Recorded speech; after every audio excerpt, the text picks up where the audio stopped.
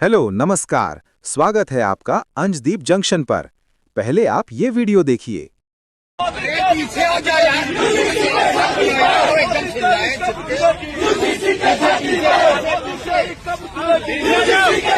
है, अब इस पर मोदी जी की प्रतिक्रिया सुनिए। लोग जिनको देश ने नकार दिया है, जिन्हें देश अब स्वीकार करने के लिए तैयार नहीं है, जो निराशा की गर्त में डूब चुके हैं, वो आजकल माला जपते हैं, माला।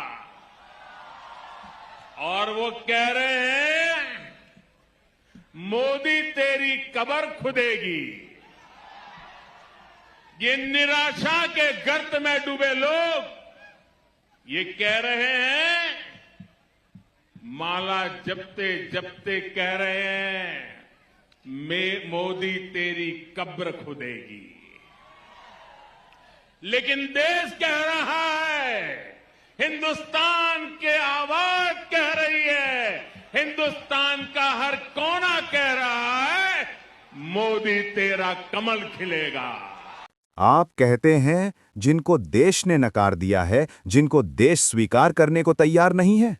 मोदी जी, अगर नकारे जाने की बात है तो सबसे पहले उम्मीदों का जवाब दीजिए। क्योंकि आप गर्त में इसलिए नहीं डूब रहे कि देश ने आपको नकार दिया। आप इसलिए डूब रहे हैं क्योंकि आपसे बहुत बड़ी उम्मीदें थीं। और रही बात माला जपने की मोदी जी, तो सुन लीजिए। मूल रूप से सच्चा ब्राह्मण अगर माला जप ले तो उसे दिखाने की जरूरत नहीं पड़ती। आपने माला दिखाई, आपने माला को राजनीति बनाया और उसी माला को दिखाकर आप प्रधानमंत्री बने।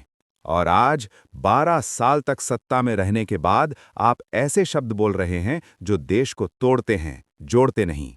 देश ये नहीं कह रहा कि कौन स्वीकार है और कौन नहीं। देश ये पूछ रहा है कि वादों का क्या हुआ। हिंदुस्तान का कोना कोना आज एक ही सवाल पूछ रहा है, सत्ता का अहंकार बड़ा है या देश का भविष्य। ये नकारने की लड़ाई नहीं है मोदी जी, ये जवाबदेही की लड़ाई है।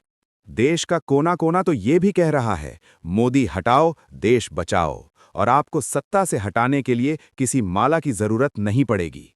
आप बीजेपी के लोगों के शायद इसी विचारधारा के वजह से कांग्रेस 60 साल सत्ता में रहे।